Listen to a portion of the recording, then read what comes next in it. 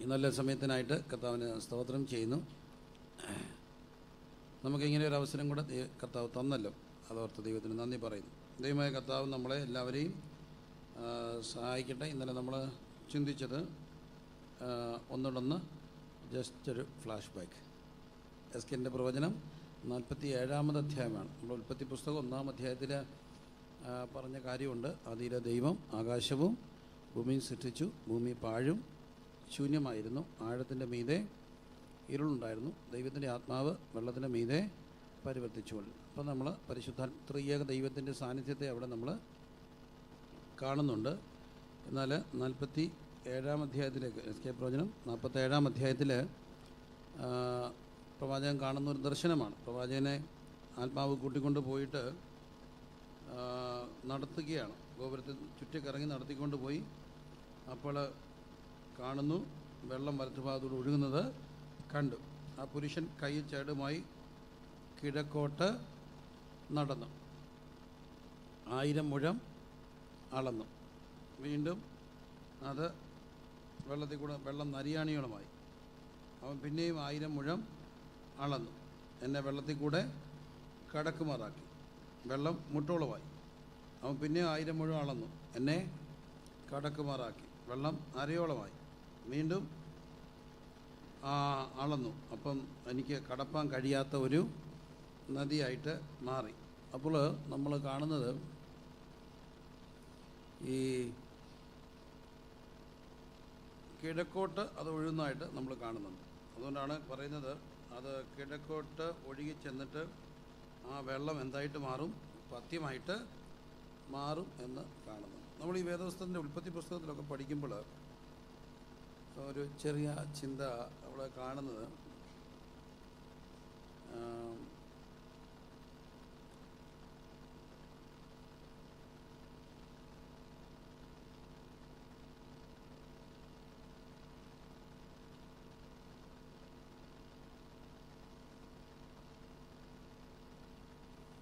നാലാം അധ്യായത്തിൻ്റെ 16-ാമത്തെ വാക്യം, ഉൽപ്പത്തി 4:16. അങ്ങനെ കയീൻ യഹോവയുടെ സന്നിധിയിൽ നിന്ന് പുറപ്പെട്ട് ഏദന് കിഴക്ക് നോദ് ദേശത്ത് ചെന്ന് പാർത്തു. കയീൻ തന്റെ ഭാര്യ ഏദന് കിഴക്ക് നോദ് ദേശത്ത് ചെന്ന് പാർത്തു. അപ്പോൾ ഈ കിഴക്കോട്ട് ലോത്ത് പോവുകയാണ്. ലോത്ത് പോയിട്ട് അവിടെ നോദ് ദേശത്ത് ചെന്ന് പാർക്കുന്നതായിട്ടൊക്കെ കാണുന്നു. കിഴക്കോട്ട് നമ്മൾ നാട്ടിലൊക്കെ ഒരു ചൊല്ലില്ലേ, അധികം കിഴക്കോട്ട് പോവല്ലേ, ബാക്കി എന്താണെന്നറിയാമോ?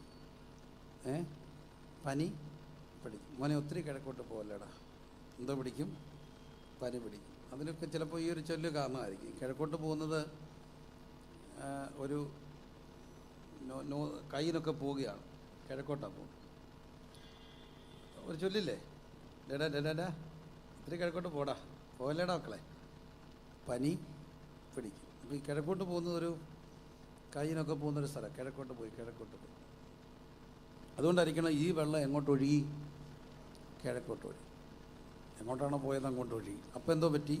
കിഴക്കോട്ട് ഒഴുകിയിട്ട് ആ വെള്ളത്തെ എന്താക്കി മാറ്റി? പഥ്യമായിട്ട് മാറ്റി. അപ്പോൾ അവിടെയും ഇതിൻ്റെ ആഴം കൂടുന്നത് നമ്മൾ ഇന്നലെ ചിന്തിച്ചൊരു കാര്യമുണ്ട്. നരിയാണിയോളമായി, 2 മുട്ടോളമായി, 3 അരയോളമായി, 4 നീന്തിയിട്ട് കിടക്കാൻ വൈകിയാത്ത നദിയായിട്ട് മാറി. അപ്പോൾ ഈ കിടക്കാൻ വയ്യാത്ത നദിയിൽ ദൈവം ഇറക്കുമ്പോൾ ഒരു കാര്യം ഓർത്തോണം, നമ്മൾ നമ്മളെ നിയന്ത്രിക്കുകയല്ല, ആത്മാവ് നമ്മളെ എന്ത് ചെയ്യണം? നിയന്ത്രിക്കണം. ആത്മാവ് നമ്മളെ നിയന്ത്രിക്കണം.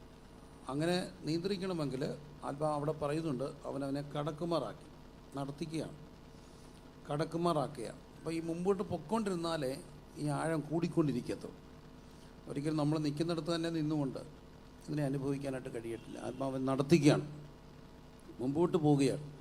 മുമ്പോട്ട് പൊയ്ക്കൊണ്ടിരുന്നാൽ മാത്രമേ ഈ ആത്മാവിൻ്റെ സാന്നിധ്യം നമുക്ക് അനുഭവിക്കാനായിട്ട്. അപ്പോൾ പരിശുദ്ധാത്മാവ് നമ്മുടെ ബുദ്ധിക്ക് അപ്പുറത്തെ ആത്മാവ് നമ്മളോട് സംസാരിക്കാൻ തുടങ്ങും. അപ്പോൾ അതുകൊണ്ട് നമുക്ക് വീണ്ടും ചിന്തകളെ തുടരാം. നമ്മൾ ഇന്നലെ ചിന്തിച്ചത്, പരിശുദ്ധാത്മാവ് നമ്മുടെ മേൽ വന്നാലേ നമുക്ക് നേരെ നിൽക്കാനായിട്ടൊക്കത്തുള്ളൂ. നിൽക്കുന്നവൻ തോന്നുന്നവൻ വീഴാതിരിക്കാൻ സൂക്ഷിക്കും. അപ്പം നമ്മളെ നിവരെ നിൽക്കുമാറാക്കണമെങ്കിൽ എന്ത് വേണം? ദൈവത്തിൻ്റെ പരിശുദ്ധാത്മാവ് വേണം. ഈ പാപത്തെയൊക്കെ ജയിക്കണമെങ്കിൽ. 2 മുട്ടോളം വരികയാണ്. ഞാനതിനെ ഇങ്ങനെ വ്യാഖ്യാനിച്ചു, പ്രാർത്ഥനാ ജീവിതം പണിയപ്പെടുന്നത് പരിശുദ്ധാത്മ സഹായത്തോടെയാണ്. 3 അരയോളമാക്കി അടുത്തൊരു ജനറേഷനിലേക്കൊക്കെ പോവുകയാണ്. ഒരു വർധനവിലേക്ക് പോകുന്നത് പരിശുദ്ധാത്മാവിൻ്റെ പ്രവർത്തനം ഉണ്ടാകുമ്പോൾ. 4 നീന്തിയിട്ടല്ലാതും കിടപ്പാൻ കഴിയാത്ത ആത്മനദിയിലൂടെ നടത്തി. അവിടെ നമ്മൾ സംഭവിക്കുന്നത് നമ്മളല്ല, ദൈവാത്മാവ് നിയന്ത്രിക്കാൻ തുടങ്ങി. അങ്ങനെ ആഗ്രഹിക്കുന്നവരൊക്കെ ഒരിക്കലൂടെ ദൈവത്തിനൊന്ന് സ്തോത്രം ചെയ്തേ. സമ്പൂർണ്ണമായ ദൈവാത്മാവിൻ്റെ നിയന്ത്രണത്തിലേക്ക് കാര്യങ്ങളെ നടത്തപ്പെടുവാനായിട്ട് ആത്മാർത്ഥമായിട്ട് ദൈവത്തോട് പ്രാർത്ഥിക്കാൻ കഴിയും. അപ്പോഴാണ് നമുക്ക് വീണ്ടും തുടരാം. ഈ 1 കൊരിന്ത്യർ ലേഖനം 13-ാം അധ്യായം. 13-ാം അധ്യായത്തിലാണ് വരങ്ങളെക്കുറിച്ചൊക്കെ നമ്മൾ കൃത്യമായിട്ട് കാണുന്നത്. എന്നാൽ ഈ 1 കൊരിന്ത്യർ ലേഖനം 13-ാം അധ്യായത്തിലേക്ക് വരുന്നതിന് മുമ്പ് ഈ ലൂക്കോസിൻ്റെ സുവിശേഷത്തിൽ കർത്താവ് പറയുന്നുണ്ട്, നിങ്ങൾ എന്നോട് കേട്ട പിതാവിൻ്റെ വാഗ്ദത്തത്തിനായിട്ട് യെരൂശലേം വിട്ടു പോകാതെ എന്ത് ചെയ്യണം? കാത്തിരിക്കണം. നിങ്ങൾ എന്നോട് കേട്ട വാഗ്ദത്തത്തിനായിട്ട് യെരൂശലേം വിട്ടു പോകാതെ കാത്തിരിക്കാനായിട്ട് കർത്താവ് ആവശ്യപ്പെട്ടു. പക്ഷേ യോഹന്നാന് 20 നമ്മൾ കാണുന്നുണ്ട്, ദൈവം അവരുടെ മേൽ ഊതിയിട്ട് പറഞ്ഞു, നിങ്ങൾ പരിശുദ്ധാത്മാവിനെ പ്രാപിക്കാതെ പറഞ്ഞു, പരിശുദ്ധാത്മാവിനെ കൈക്കൊള്ളാൻ പറഞ്ഞു. അപ്പോൾ അത് പരിശുദ്ധാത്മ സ്നാനമല്ല. അവരോട് തന്നെയാണ് കർത്താവ് പറയുന്നത്, നിങ്ങൾ വീണ്ടും എന്നോട് കേട്ട വാഗ്ദത്തത്തിനായിട്ട് എന്ത് ചെയ്യണം? കാത്തിരിക്കണം. അപ്പോൾ പിന്നെ അതെന്താണ്? നഷ്ടപ്പെട്ട ഏതെല്ലാം ജീവനെ ദൈവം അവരിലേക്ക് വീണ്ടും സന്നിവേശിപ്പിക്കുകയാണ്. ജീവൻ നഷ്ടപ്പെട്ടു. ദൈവം മനുഷ്യനെ മണ്ണുകൊണ്ട് സൃഷ്ടിച്ചിട്ട് അവൻ്റെ മൂക്കിൽ എന്തൂതി? ജീവശ്വാസമുണ്ട്. അപ്പോൾ ആ ജീവനെ, ദൈവത്തിൻ്റെ ജീവനെ, ദൈവത്തിൻ്റെ ഐഡൻറ്റിറ്റി അവരിലേക്ക് വീണ്ടും കർത്താവ് ഓരോരുത്തരായിട്ട് വിളിച്ച് ഊതി അവരെ പരിശുദ്ധാത്മാവിനെ കൈക്കൊള്ളുകയാണ്. ഊതി അവരെ പരിശുദ്ധാത്മാവിനെ കൈക്കൊള്ളും. അപ്പോൾ ആ പരിശുദ്ധാത്മാവിനെ കൈക്കൊണ്ട് കഴിഞ്ഞപ്പോൾ ഇവിടെ നിന്നാണ് നമുക്കൊരു ഊതുക എന്നൊക്കെയുള്ളൊരു ചിന്തയൊക്കെ വരുന്നത്. അപ്പോൾ അത് വേണോ വേണ്ട എന്നുള്ളതൊന്നും അല്ല എൻ്റെ വിഷയങ്ങൾ. ഊതി എന്നുള്ള ഒരു ചിത്രം നമ്മൾ യോഹന്നാനിൽ കാണുന്നുണ്ട്. ഊതി പരിശുദ്ധാത്മാവിനെ കൈക്കൊള്ളാമെന്ന് പറയും. എന്നാൽ അതേ കർത്താവ് തന്നെ അവരോട് വീണ്ടും ലൂക്കോസിൽ പറയുന്നുണ്ട്, നിങ്ങൾ എന്നോട് കേട്ട പിതാവിൻ്റെ വാഗ്ദത്തത്തിനായിട്ട് യെരൂശലേം വിട്ടു പോകാതെ എന്ത് ചെയ്യണം? കാത്തിരിക്കണം. അങ്ങനെ അവർ കാത്തിരുന്നു. ഈ കാത്തിരുന്നപ്പോൾ സംഭവിച്ചൊരു കാര്യം, പരിശുദ്ധാത്മാവ് ഭയങ്കര മുഴക്കത്തോടെ അവിടെ മേൽ വന്നു. അവിടെ മേൽ വന്നപ്പോൾ ആരൊക്കെ കാത്തിരുന്നൊക്കെ നമുക്ക് ചിന്തിക്കാം, എന്തിനാണ് കാത്തിരുന്നത്. അപ്പം മുഴക്കത്തോട് വന്നപ്പോൾ സംഭവിച്ചത് അവർ ഓടി വന്നു. ആൾക്കാരെല്ലാം ഓടി വന്നവർക്കൊക്കെ എന്ത് മനസ്സിലായി? ഇവിടെ ഭാഷ മനസ്സിലായി. അതാണ് നമ്മൾ ഇന്നലെ ചിന്തിച്ച ഒരു കാര്യം. ബാബേൽ ഗോപുരത്തിൽ എന്ത് കലങ്ങിപ്പോയി? ഭാഷ കലങ്ങി. എന്നാൽ അപ്പോസ്തലപ്രവൃത്തി 1-ാം അധ്യായത്തിൽ 2-ാം അധ്യായത്തിൽ ആത്മാവ് വന്നപ്പോൾ ഓടിക്കൂടിയവർക്കൊക്കെ ഭാഷ മനസ്സിലായി. അപ്പോൾ ഈ ഭാഷ മനസ്സിലാകണമെങ്കിൽ എന്ത് വരം വേണം? പരിശുദ്ധാത്മ വരം വേണം. കുറച്ചുകൂടെ ഭാഷകൾ മനസ്സിലാക്കാൻ വേണം നമുക്ക് ദൈവത്തിൻ്റെ പരിശുദ്ധാത്മാവിൻ്റെ വരം വേണം. ഭാഷാവരം 2ആണ്. ഒന്ന് അന്യഭാഷയിൽ സംസാരിക്കുന്നു. അതിൻ്റെ ഒരു പ്രായോഗിക തലമാണ്. നമുക്ക് കുറച്ചുകൂടെ അന്യനെ മനസ്സിലാക്കാനായിട്ട് കഴിയണം. അതിനുള്ളൊരു കൃപയ്ക്ക് വേണ്ടി നമ്മൾ പ്രാർത്ഥിക്കണം. ഈ മനസ്സിലാക്കാൻ ഉള്ളൊരു കൃപയാണ് ഏറ്റവും വലിയൊരു കൃപ. അത് പരിശുദ്ധാത്മാവിന് മാത്രമേ കഴിയത്തുള്ളൂ. കാരണം പരിശുദ്ധാത്മാവ് ഭയങ്കര ഒരു കൗൺസിലറാണ്. അത് നമ്മൾ ചിന്തിക്കാം. അപ്പോൾ പരിശുദ്ധാത്മാവിനെ കിട്ടുമ്പോൾ, പരിശുദ്ധാത്മാവിൻ്റെ വരം കിട്ടുമ്പോൾ ഞാൻ മനസ്സിലാക്കുന്നൊരു കാര്യമുണ്ട്, നമുക്ക് മറ്റൊരാളെ കുറച്ചുകൂടെ എന്ത് ചെയ്യാൻ കഴിയും? മനസ്സിലാക്കാനായിട്ട് കഴിയും. മനസ്സിലാക്കപ്പെടാതെ പോകുന്നതാണ് ഇന്നത്തെ ഏറ്റവും വലിയൊരു അപകടമെന്ന് പറയുന്നത്. ആർക്കും ആരെയും എന്താകുന്നില്ല? മനസ്സിലാകുന്നില്ല. ഇന്നത്തെ ഈ തലമുറയുടെ ഏറ്റവും വലിയ പ്രശ്നം അല്ലെന്ന് ഞാൻ പറയുന്നില്ല, പട്ടിണിയാണ്. സൊമാലിയയിലൊക്കെ ഭയങ്കര പട്ടിണി പാവങ്ങളുണ്ട്. നമ്മുടെ നാട്ടിലും പട്ടിണിയുണ്ട്. ഒട്ടകത്തിൻ്റെ ആണോ കഴുതയുടെ ആണോ ഒരു ചിത്രം വല്ലാതെ എല്ലാവരെയും വിഷമിപ്പിച്ചതാണ്. ഒട്ടകത്തിൻ്റെ ആണോ കഴുതയുടെ ആണോ? അതിൻ്റെ മലദ്വാരത്തിൽ വാവ് വെച്ച് നിൽക്കുന്നൊരു സുഡാനി ഒരു പയ്യൻ്റെ ഫോട്ടോ, അത് ഭയങ്കരമായിട്ട് വൈറലായതാണ്. ഈ ഒട്ടകം വിസർജിക്കുമ്പോൾ അതിൻ്റെ വിസർജ്യം കഴിക്കാൻ വേണ്ടി ഒരു എല്ലും തോലുമായ കൊച്ചൻ നിൽക്കുന്ന ഒരു കാഴ്ച ഒത്തിരി പ്രചാരം നേടിയൊരു കാഴ്ചയാണ്. അതപ്പം ദാരിദ്ര്യത്തിൻ്റെ ഒരു ഭീകരമായ മുഖമാണ്. അതുപോലെ നിങ്ങൾക്ക് ഓർമ്മ കാണും, ഒരു കൊച്ചൻ ഇങ്ങനെ കിടക്കുന്നു, അല്പം ശ്വാസം ബാക്കിയുണ്ട്. ഒരു കഴുകൻ ഇവനെ കൊത്താൻ വേണ്ടി ഇങ്ങനെയിട്ട് കറങ്ങുന്നു. പക്ഷേ ഇവൻ ചത്തിട്ട് കഴുകൻ എന്ത് ചെയ്യത്തുള്ളൂ? അത് ഭയങ്കരമായിട്ട് വൈറലായ ഒരു ഫോട്ടോയാണ്. പക്ഷേ ആ ഫോട്ടോ എടുത്ത പുള്ളി പിന്നെ ആത്മഹത്യ ചെയ്തെന്നാണ് പറയും. കാരണം അയാൾ ഈ ഫോട്ടോ എടുത്തിട്ട് അത് പബ്ലിഷ് ചെയ്യാനുള്ള തിരക്കിനകത്ത് ഈ കൊച്ചൻ എന്ത് ചെയ്യാനൊത്തില്ല. അപ്പോൾ എല്ലാം കഴിഞ്ഞ് ഈ ഫോട്ടോ ഒക്കെ ഭയങ്കര ആരോ അയാളോട് ചോദ്യം ചോദിച്ചു, were is that boy, what about him എന്ന് ചോദിച്ചപ്പോഴാണ് അയാൾ അതിനെപ്പറ്റി ബോധവാനാകുന്നത്. ആ കുഞ്ഞിനെ അയാൾ തിരക്കിയില്ല, ഫോട്ടോ കിട്ടിയ ആ ആവേശത്തിൽ അങ്ങ് പോയി. അത് അയാളുടെ മനസ്സാക്ഷി ഭയങ്കര കുത്തലായി എന്നൊക്കെ നമ്മൾ കേട്ടിട്ടുണ്ടല്ലോ.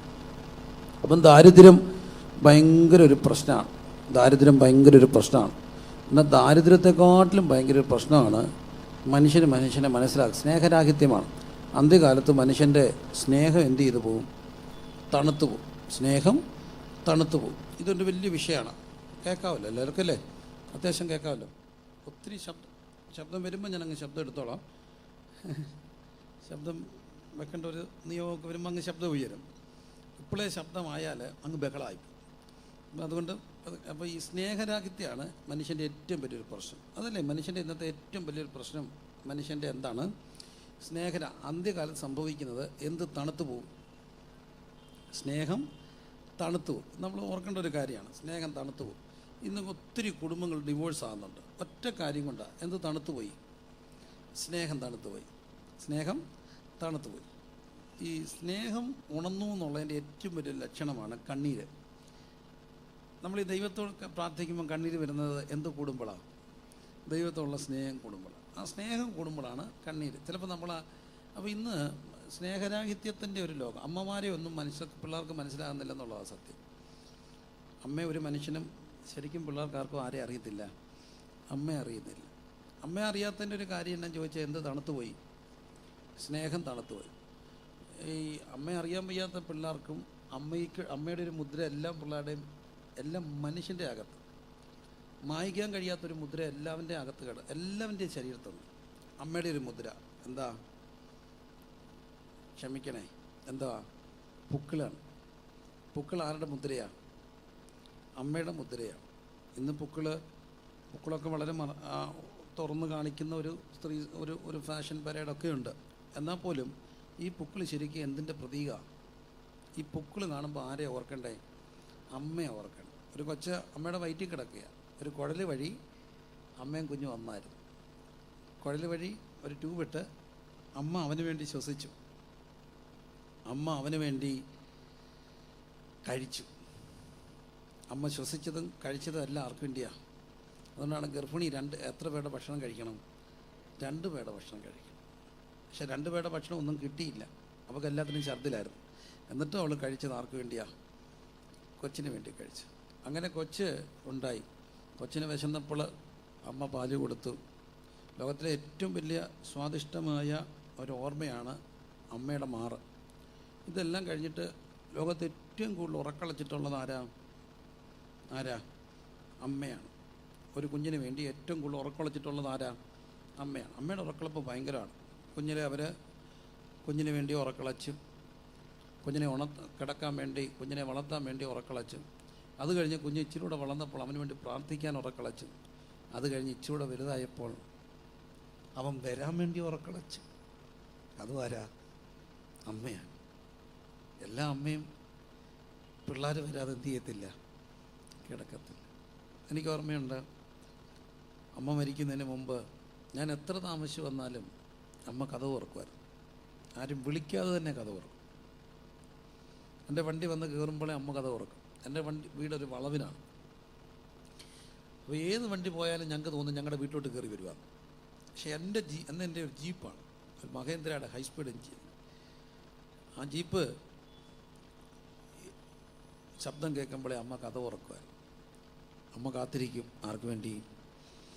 മോന് വേണ്ടി കാത്തിരിക്കും. അപ്പോൾ അമ്മയുടെ പൊക്കിൾക്കുട്ടിയുടെ ഒരു ബന്ധമാണ്. പക്ഷേ അമ്മമാരെ സ്നേഹിക്കാൻ കഴിയാതെ, അമ്മയുടെ ഒരു ഭാഷ മനസ്സിലാക്കാൻ കഴിയാത്ത ഒത്തിരി മക്കളുടെ ലോകത്ത് നമ്മൾ ജീവിക്കും. ഒരു പെണ്ണ് വരുമ്പോൾ അമ്മയുടെ ഭാഷ ചെറുക്കം മറന്നു പോവുകയാണ്. പക്ഷേ ഇതിനകത്ത് അമ്മയ്ക്ക് ഒരു ഘടകമുണ്ട് കേട്ടോ. ഈ മുറിക്കപ്പെട്ടവരെപ്പോഴും കരിയപ്പെട്ടില്ലെങ്കിൽ അവർ അപകടകാലമായിരിക്കും. റാഗ് ചെയ്ത പിള്ളേരാണ്, ചെയ്യപ്പെട്ട പിള്ളേരാണ് അടുത്ത പിള്ളേരെ എന്ത് ചെയ്യുന്നത്? റാഗ് ചെയ്യുന്നത്. ഹിറ്റ്ലറിനെ കുറിച്ച് കേട്ടിട്ടില്ലേ? ഹിറ്റ്ലർ വല്ലാതെ മുറിക്കപ്പെട്ടവനായിരുന്നു. ഹിറ്റ്ലറുടെ അപ്പൻ ഒരു യഹൂദനായിരുന്നു. യഹൂദ ഒരു പേരുണ്ട്. അപ്പോൾ ഈ അപ്പൻ എടുത്തിട്ട് ഈ മോനെ അടിക്കുമായിരുന്നു. അതിൻ്റെ കൂടെ അപ്പൻ്റെ ഒരു മാവി ഉണ്ടായിരുന്നു. ഈ ഹിറ്റ്ലറുടെ ഒരു മാവി, അവർക്ക് വട്ടായിരുന്നു. അവരും ഇവനെ വല്ലാതെ ഉപദ്രവിക്കുമായിരുന്നു. ആ വൈരാഗ്യമാണ് ഈ ഹിറ്റ്ലർ ആരോട് തീർത്തത്? യഹൂദന്മാരോട് തീർത്തത്. ഹിറ്റ്ലറുടെയാണ് ഏറ്റവും കൂടുതൽ പഠനത്തിന് വിധേയമായ ഹിറ്റ്ലറുടെ ഒരു ആത്മകഥയുണ്ട്. മനഃശാസ്ത്ര പഠനത്തിന് ഏറെ വിധേയമായത് ഹിറ്റ്ലറാണ്. അതിൻ്റെ ഒറ്റ കാര്യം, അവൻ്റെ മുറിവുകൾ ആണ് അവന് ആ യഹൂദന്മാരുടെ വൈരാഗ്യം ഉണ്ടായത്. അപ്പോൾ ഈ അമ്മായിമ്മ പോലെ വരുന്ന മരുമകളെ കരയിപ്പിക്കുന്ന അമ്മായിമ്മയും ഒറ്റ പ്രശ്നം കൊണ്ടാണ്. അമ്മായിമ്മ അനുഭവിച്ച അമ്മായിമ്മ പോലെ മനസ്സിൽ കിടക്കുന്നതുകൊണ്ടാണ് ഈ വരുന്ന പെണ്ണിനോട് പോരടിക്കുന്നത്. റാഗി ചെയ്ത പിള്ളേർ റാഗി ചെയ്യുന്ന പോലെ തന്നെ വരുന്ന അമ്മായിമ്മ, റാഗി ചെയ്യപ്പെട്ട പോര കിട്ടിയ അമ്മായിമ്മ ആരോട് പോരടിക്കും? മരുമകളോട് പോരടിക്കും. ആ പോരടി മാറണമെങ്കിൽ മരുമോൾ വരുന്നതിന് മുമ്പ് എല്ലാ അമ്മായിമ്മയും പരിശുദ്ധാത്മാവിനെ പ്രാപിക്കണം. പരിശുദ്ധാത്മാവിനെ പ്രാപിച്ച് എന്നാലേ ഈ പെണ്ണിൻ്റെ മനസ്സൊന്ന് വായിക്കാനാകും. എനിക്ക് സത്യത്തിൽ സങ്കടം തോന്നിയിട്ടുണ്ട്. നല്ല സുന്ദരി പിള്ളേർ, ഇതുങ്ങളൊക്കെ എന്തുമാത്രം പാലും തേനും ഒക്കെ കൊടുത്ത് ഏറ്റവും വലിയ ബ്യൂട്ടീഷ്യൻ ആരാന്നറിയാമോ? അമ്മയാണ്. ഈ പെൺപിള്ളേരുടെ കല്യാണം ആകുമ്പോഴത്തേനും പെൺപിള്ളേരൊന്നും മിനുങ്ങും. എന്താ കാര്യം? ഇതുങ്ങൾക്ക് ഈ ഒത്തിരി അങ്ങാടി മരുന്നും എല്ലാം കൊടുത്ത് ഉള്ള ചന്ദനവും മറ്റതും മറിച്ചതും പാൽപ്പാടയും എല്ലാം മുഖത്തൊക്കെ തേച്ച് ഇതുങ്ങളെല്ലാം ഒരുമാതിരി മിനുക്കി വിടുന്ന ആരാ? അമ്മയാണ്. ഇതുങ്ങൾ പിന്നെ അങ്ങ് എല്ലും തോലുവാകും. ഒറ്റ കാര്യം കൊണ്ടാണ് ഈ വീട്ടിലെ പ്രശ്നമാണ്. ഈ വീട്ടിൽ പെണ്ണുങ്ങൾ കരയുകയാണ്. ലോകത്ത് ഏറ്റവും കൂടുതൽ കരഞ്ഞിട്ടുള്ളത് ആരാ? സ്ത്രീകളാണ്. കരയിപ്പിച്ചിട്ടുള്ളതും പുരുഷന്മാരല്ല, സ്ത്രീകൾ തന്നെയാണ്. പുരുഷന്മാർ അവരെ കരയിപ്പിച്ചിട്ടുണ്ടെങ്കിലും സ്ത്രീയുടെ പ്രേരണയെ കരയിപ്പിച്ചതാണ്. നിഷേധിക്കാവോ? പുരുഷന്മാർ അവരെ കരയിപ്പിക്കും. പക്ഷെ ഒരു കാര്യം ഓർത്തോണം, വന്നു കയറിയ പെണ്ണൊരിക്കലും വീട്ടിൽ എന്ത് ചെയ്യരുത്? കരയരുത്. വീട്ടിൽ പരിശുദ്ധാത്മാ സ്നാനം പരിശുദ്ധാത്മാവിൻ്റെ ഒരു വരവുണ്ടെങ്കിൽ കുറച്ചുകൂടി ഈ പെണ്ണിനെ അമ്മയ്ക്കൊന്ന് മനസ്സിലാക്കാം. അമ്മയ്ക്ക് അതുപോലെ തന്നെ പെണ്ണിന് ആരെയും മനസ്സിലാക്കണം? അമ്മയും മനസ്സിലാക്കണം. അമ്മയുടെ പൊക്കിൽ കൂടി അത് ചെറിയൊരു കാര്യമാണ്, വലിയ കാര്യമാണ്. ഈ കൊച്ചിനെ വളർത്തിക്കൊണ്ട് വന്നത് അമ്മയല്ലേ. എനിക്ക് ഭയങ്കര സങ്കടം തോന്നിയൊരു കാര്യമുണ്ട്. പ്രസംഗിക്കും, ഇത് ലൈവ് കട്ടാക്കല്ലേ, കാരണം അവർ കേൾക്കട്ടെ. ഇന്നലെ പറഞ്ഞത് കട്ടാക്കാൻ പറഞ്ഞു, കേൾക്കാതിരിക്കാൻ വേണ്ടി. ഇന്ന് ഞാൻ പറഞ്ഞവർ കേൾക്കട്ടെ. അമ്മ വളർന്നിട്ട് അമ്മയ്ക്ക് ഇച്ചിരി പൈസയ്ക്ക് ആവശ്യമൊക്കെ ഉണ്ടായി. അപ്പോൾ അമ്മ തേക്ക് വെട്ടി.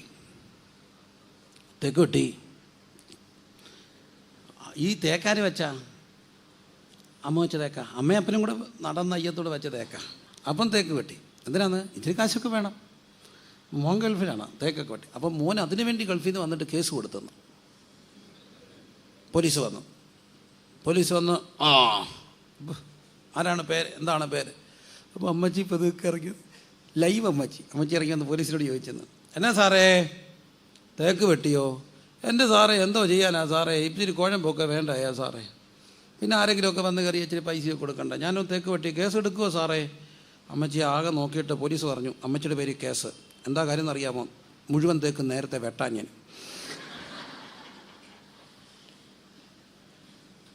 മുഴുവൻ തേക്കും നേരത്തെ എന്ത് ചെയ്തില്ല? വെട്ടിയില്ല.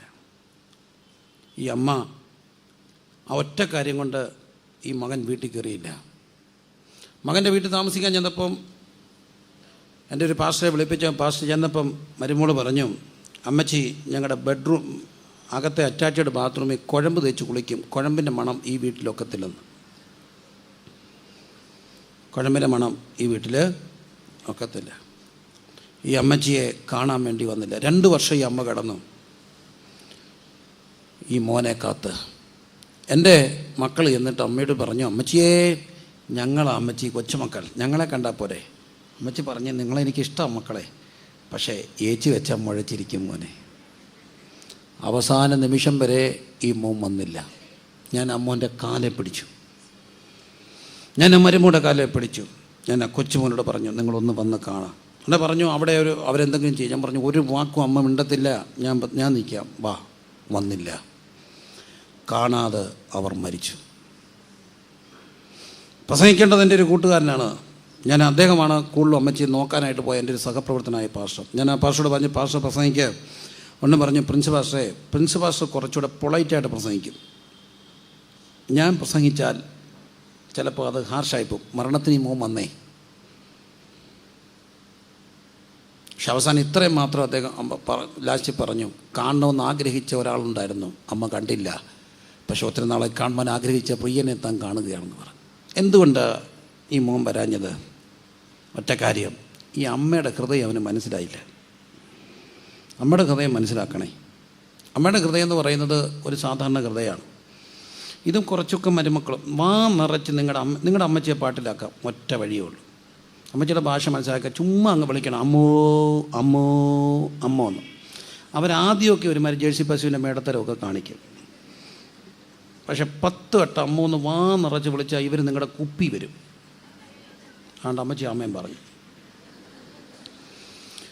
നിറച്ചൊന്ന് വിളിക്കാം അമ്മേ. അഗ്ര ദുഷ്ടയായ അമ്മയുണ്ടോ? കുറവാണ്.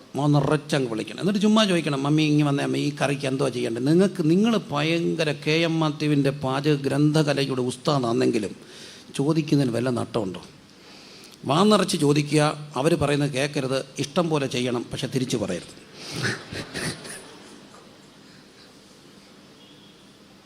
നിങ്ങളുടെ ഇഷ്ടം പോലെ നിങ്ങൾ ചെയ്യാവൂ, പക്ഷെ ചോദിക്കണം, നിറച്ച് ചോദിക്കണം. വല്ല നട്ടമുണ്ടോ? ഇല്ല. അമ്മേ വരുന്നു, അമ്മേ പോയേക്കാന്ന് പറഞ്ഞാൽ അമ്മ പറയും, ഞാൻ വരുന്നില്ലടി കൊച്ചേ. പക്ഷേ ചോദിക്കാതെ കയറി ഞെളിഞ്ഞിരിക്കുമ്പോഴാണ് അവർക്ക് കലിപ്പ് വരുന്നത്. അവർ കൊച്ചിലെ വിധവയായതാണ്. പിന്നെ അവർ കെട്ടാഞ്ഞത് ഈ ചെറുക്കിന് വേണ്ടി മാത്രമാണ്. അപ്പം അങ്ങനെയൊക്കെ ജീവിച്ച ഒത്തിരി പേരെ കുറച്ചുകൂടെ ഒന്ന് മനസ്സിലാക്കണമെങ്കിൽ ദൈവത്തിൻ്റെ പരിശുദ്ധാത്മാവിൻ്റെ ഒരു കൃപ വേണം. വേണ്ടേ? വേണം. അമ്മയെ മനസ്സിലാക്കണ്ടേ? മനസ്സിലാക്കണം. അച്ഛനെ മനസ്സിലാക്കണ്ടേ? പലപ്പോഴും എനിക്ക് ഭയങ്കരമായിട്ട് വിഷമം തോന്നുന്നുണ്ട്. നമ്മുടെ എല്ലാ വീടുകളും സംഭവിക്കുന്ന ചിലപ്പോഴൊക്കെ ഇറങ്ങി പോകുമ്പോഴും അമ്മയെ പോവാന്നേ പറയത്തുള്ളൂ. അയാൾ അവിടെ ഇരിപ്പുണ്ടെങ്കിൽ പോലും ആരോട് പറയത്തില്ല, അപ്പനോട് പറയത്തില്ല. ആദ്യം പൈസ കിട്ടുമ്പോൾ മിക്ക പിള്ളേരും കൊടുക്കുന്നതും ആളുടെ കയ്യിലാണ്, അമ്മയുടെ കയ്യിലാണ്. അപ്പോഴും കാണും അങ്ങേരെ അവിടെ ഇരിപ്പുണ്ടായിരിക്കും. ഇവരെയൊക്കെ ഒന്നുകൂടെ ഒന്ന് അറിയണമെങ്കിൽ ഈ മേലോട്ടും താഴോട്ടും തുള്ളുന്ന പലതിനും ഇതറിയത്തില്ല. തുള്ളിയിട്ടൊന്നും ഒരു കാര്യമില്ല. തുള്ളരുന്ന് ഞാൻ പറഞ്ഞോ? ഞാൻ തുള്ളനെ എതിർക്കുന്നവരല്ല, തുള്ളിപ്പിക്കാൻ വേണ്ടി തന്നെ വന്നാ. നമുക്കിന്ന് നന്ന അടിച്ച് പൊളിച്ച് ആരാധിക്കണം. ആ വാക്ക് ദൈവം തെറ്റാണോ ശരിയാണ് എന്ത് കാട്ടെ. അപ്പോൾ എന്നാൽ പക്ഷേ ഇതൊന്നും കഴിയണ്ടേ? സ്വതന്ത്രം ചെയ്തേ. നിങ്ങളുടെ പാസ്റ്റർ നിങ്ങൾക്കൊന്ന് മനസ്സിലാക്കണ്ടേ? നിങ്ങളെല്ലാം വിഷമം വന്ന് ആരോടും ഒന്ന് പറയും, പാസ്റ്ററോട്. നിങ്ങളും ഭർത്താവും കൂടെ അടിയുണ്ടായി, പിണക്ക് തീർക്കാൻ എവിടെ വരും? പാസ്റ്റർ എടുത്ത്. ഞാനും ഭാര്യയും കൂടെ തല്ലുണ്ടായി, ഞാൻ എവിടെ പോകും? നിങ്ങൾക്ക് തോന്നുന്നുണ്ടോ ഞങ്ങൾ തല്ലത്തില്ലെന്ന്? ഞങ്ങൾ അന്യഗ്രഹ ജീവികളാണ്. ഞാൻ ഇന്നലെ പറഞ്ഞ പോലെ ഇവിടെ ആത്മാവാ, അവിടെ ചെല്ലുമ്പം ചുമ്മാ കയറി ചെല്ലും. പക്ക ജഡത്തിലേ. അപ്പം നമ്മൾ ജഡത്തിലാരെയും അറിയുന്നില്ലെന്നൊക്കെ പറയാൻ നോക്കൂ. എന്നോട് ഒരാൾ പറഞ്ഞ്, ഞങ്ങൾ ഭാര്യയും ഭർത്താവും കൂടെ കുറേ ദിവസം അന്യഭാഷ മാത്രം വർത്താനം പറഞ്ഞ് എനിക്ക് പാടാണ്, നിങ്ങൾക്കൊക്കെ ഒങ്ങി ചെയ്യണേ. രാവിലെ വയ്യും അത് വയ്യോളം ഞങ്ങളിങ്ങനെ പരസ്പരം അന്യഭാഷ നല്ല കാര്യമാണ്, 100% ചെയ്യണം. പക്ഷേ എനിക്ക് പാടാം, ഞാൻ വെറും മനുഷ്യൻ. നിങ്ങൾക്ക് കൊക്കുന്നവരൊക്കെ അങ്ങനെ തന്നെ ചെയ്യണം, നല്ല കാര്യം. I encourage you to do that. പക്ഷേ എന്നെ സംബന്ധിച്ച് ഞാൻ വെറും മനുഷ്യനാണ്. മനസ്സിലാകുന്നുണ്ടല്ലോ? അപ്പം നമ്മൾ പറയുന്നതിൻ്റെ ഒരു കാര്യം, ഈ അപ്പനെ ആരാ മനസ്സിലാക്കുക? എല്ലാ വലിയ പുള്ളികളും പോകാൻ നേരത്ത് അമ്മയോട് പറഞ്ഞിട്ട് പോകും. പക്ഷേ എനിക്കിതൊക്കെ തോന്നിയിട്ടുള്ളത് ഞാനും ഒരു അപ്പനായ പിന്നെ ഒരിക്കലും ഇവരെ കുറച്ചുകൂടെ അറിയണമെങ്കിൽ, സ്നേഹം ഉണരണമെങ്കിൽ ദൈവത്തിൻ്റെ പരിശുദ്ധാത്മാവ് വരണം. ദൈവത്തിൻ്റെ പരിശുദ്ധാത്മാവ് വരുമ്പോൾ നമ്മുടെ അകത്ത് കിടക്കുന്ന എന്തുണരും? സ്നേഹം ഉണരും. കർത്താവോടത് പ്രാർത്ഥിച്ച്, പരിശുദ്ധാത്മാവ് ഞങ്ങളുടെ സ്നേഹത്തെ ഉണർത്തണം. ഏറ്റവും വലിയ വരമെന്താ? സ്നേഹമാണ്. അതുകൊണ്ടാണ് 12-ാം അധ്യായം അവസാനിക്കുന്നത്, ഞാൻ അതിശ്രേഷ്ഠമായൊരു മാർഗം നിങ്ങൾക്ക് കാണിച്ചു തരാം. ദൈവത്തിൻ്റെ സ്നേഹത്താൽ നിറയപ്പെടണം. നിറയപ്പെട്ട് കഴിഞ്ഞാൽ ഒത്തിരി പ്രശ്നങ്ങളെ നമുക്ക് ഒഴിവാക്കാനായിട്ട് കഴിയും. നിറച്ചൊന്ന് വിളിച്ചാൽ പോലെ, നിറച്ചും വിളിക്കണം. അമ്മോ അമ്മോ അമ്മോ അമ്മോ എന്നങ്ങ് വിളിക്കണം. ഒരാത്മാർത്ഥതയില്ലെങ്കിൽ വിളിക്കങ്ങ്. 10 വട്ടം വിളിക്കുമ്പോൾ എന്തോ ഉണ്ടാവും? ആത്മാർത്ഥത. 10 വട്ടം നിങ്ങൾ അമ്മേന്ന് വിളിച്ചാൽ ഈ അമ്മ തിരിച്ചെന്തോ വിളിക്കും? മോളേന്ന് വിളിക്കും. അവർ മനുഷ്യത്തെയാന്നേ വിളിക്കും. ഇനിയും കിട്ടിയില്ലെങ്കിലും വിഷമിക്കരുത്. ദൈവത്തിൻ്റെ സ്നേഹം ഒന്നും പ്രതീക്ഷിക്കാതെ എന്ത് ചെയ്യുന്നതാണ്? സ്നേഹിക്കുന്ന സ്നേഹം. അപ്പോൾ കർത്താവെ എനിക്കതിനെ കഴിയണമേ എന്ന് ആത്മാർത്ഥമായി പ്രാർത്ഥിക്കുന്ന ഒരു സ്നേഹം ഉണരും ആത്മാവ് വരുമ്പോൾ. അപ്പോൾ അത് 12-13 അധ്യായങ്ങളാണ് ഈ സ്നേഹത്തെക്കുറിച്ച്, വരങ്ങളെക്കുറിച്ച് പറയുന്നത്. 12-ാം അധ്യായത്തിൽ വരമാണ്, 14-ാം അധ്യായത്തിൽ വരമാണ്, 1 കൊരിന്ത്യർ. പക്ഷെ 13-ാം അധ്യായം മുഴുവൻ എന്തിനെക്കുറിച്ചാണ്? സ്നേഹത്തെക്കുറിച്ച്. എന്തിനാണെന്നറിയാം? ഇതിനെ ബ്രിഡ്ജ് ചെയ്യണമെങ്കിൽ എന്ത് വേണം? സ്നേഹം വേണം. സ്നേഹമില്ലാത്തതിൻ്റെ കയ്യിൽ ഈ പരിശുദ്ധാത്മാവെല്ലാം കിട്ടിയ കുരങ്ങൻ്റെ കൈ പൂമാല കിട്ടിയ പോലെ ഒരു പ്രയോജനവും ഉണ്ടാകത്തില്ല. അപ്പം ദൈവത്തിൻ്റെ സ്നേഹം കൊണ്ട് നിറയണം. നമുക്ക് അപ്പോസ്തല പ്രവൃത്തി 1-ാം അധ്യായത്തിലേക്ക് വരുമ്പോൾ പരിശുദ്ധാത്മ സ്നാനമുണ്ട്. പരിശുദ്ധാത്മ സ്നാനമുണ്ട്. അപ്പം യോഹന്നാന്റെ സുവിശേഷത്തിൽ 20-ാം അധ്യായത്തിൽ ഊതിയത് എന്തല്ല? പരിശുദ്ധാത്മ സ്നാനമല്ല. പരിശുദ്ധാത്മ സ്നാനം എന്നുള്ള വിഷയമാണ് അപ്പോസ്തല പ്രവൃത്തി 1-ാം അധ്യായത്തിൽ കാണുന്നത്. അതിനു മുമ്പ് കർത്താവ് പറഞ്ഞു ആരാണ് സ്നാനം കൊടുക്കുന്നത്, പരിശുദ്ധാത്മ സ്നാനം ആര് കൊടുക്കും? വായിക്കാം. യോഹന്നാന്റെ സുവിശേഷം 1-ാം അധ്യായത്തിൽ യോഹന്നാൻ ഇങ്ങനെ നടന്നു പോകുമ്പോൾ യോഹന്നാൻ യേശുവിനെ പരിചയപ്പെടുത്തിക്കൊണ്ട് യോഹന്നാൻ ശിഷ്യന്മാരോട് പറയുന്നൊരു വാക്യമുണ്ട്. 1:29. പിറ്റേന്നാൾ യേശു തൻ്റെ അടുക്ക് വരുന്നുണ്ട്. അവൻ ഇതാ ലോകത്തിൻ്റെ പാപത്തെ ചുമക്കുന്ന ദൈവത്തിൻ്റെ കുഞ്ഞാണ്. ഞാനോ അവനെ അറിഞ്ഞില്ല, എങ്കിലും അവൻ ഇസ്രായേലിന് വെളിപ്പെടാൻ ഞാൻ വെള്ളത്തിൽ സ്നാനം കഴിക്കുവാൻ വന്നിരിക്കുന്നു എന്ന് പറഞ്ഞു. യോഹന്നാൻ പിന്നെയും സാക്ഷ്യം പറഞ്ഞത് 32:1 ആത്മാവ് ഒരു പ്രാവ് പോലെ സ്വർഗത്തിൽ നിന്ന് ഇറങ്ങി വരുന്നത് ഞാൻ കണ്ടു. അത് അവൻ്റെ മേൽ വസിച്ചു. ഞാനോ അവനെ അറിഞ്ഞില്ല, എങ്കിലും വെള്ളത്തിൽ സ്നാനം കഴിപ്പിപ്പാൻ എന്നെ അയച്ചവൻ എന്നോട് ആരുടെ മേൽ ആത്മാവ് ഇറങ്ങുന്നതും വസിക്കുന്നതും കാണുമോ, അവൻ പരിശുദ്ധാത്മാവിൽ സ്നാനം കഴിപ്പിക്കുന്നവൻ ആകുന്നു എന്ന് പറഞ്ഞു. അപ്പം പരിശുദ്ധാത്മാവിൽ സ്നാനം കഴിപ്പിക്കുന്നത് ആരാണ്? പരിശുദ്ധാത്മാവിൽ സ്നാനം കഴിപ്പിക്കുന്നത് ആരാണ്? യേശു കർത്താവാണ്. ആരുടെ മേൽ നിങ്ങൾ ആത്മാവ് ഇറങ്ങുന്നത് കാണുമോ അവൻ നിങ്ങളെ എന്ത് സ്നാനം കഴിപ്പിക്കും? പരിശുദ്ധാത്മ. അപ്പോൾ പരിശുദ്ധാത്മ സ്നാനം ആര് കൊടുക്കുന്നതാ? യേശു കർത്താവ് കൊടുക്കുന്ന. സ്തോത്രം ചെയ്തേ. പരിശുദ്ധാത്മ സ്നാനം ആര് കൊടുക്കും? യേശു കർത്താവ് കൊടുക്കും. ഇനിയും വായിക്കാം. അപ്പോൾ ആരുടെ മേൽ ആത്മാവ് ഇറങ്ങി? യേശുവിൻ്റെ മേലെ ഇറങ്ങി. എന്തുപോലെ ഇറങ്ങി? പ്രാവ്. എപ്പോൾ ഇറങ്ങി? സ്നാനമേറ്റ് കയറിയ ഉടനെ. ഞാനിതിവിടെ പ്രസംഗിച്ചിട്ടുണ്ട്, എനിക്കൊന്ന് അങ്ങേ ഗ്രൗണ്ടിൽ വെച്ച്. സ്നാനമേറ്റ് കയറിയ ഉടനെ ആത്മാവ് അവൻ്റെ മേലെ പ്രാവ് എന്ന പോലെ ഇറങ്ങി. ഇനി വായിക്കാം. മർക്കോസിൻ്റെ സുവിശേഷം 1-ാം അധ്യായം. മർക്കോസിൻ്റെ സുവിശേഷം 1-ാം അധ്യായം. മർക്കോസിൻ്റെ സുവിശേഷം 1-ാം അധ്യായത്തിലും ഇതേ കാര്യം നമ്മൾ കാണുന്നുണ്ട്.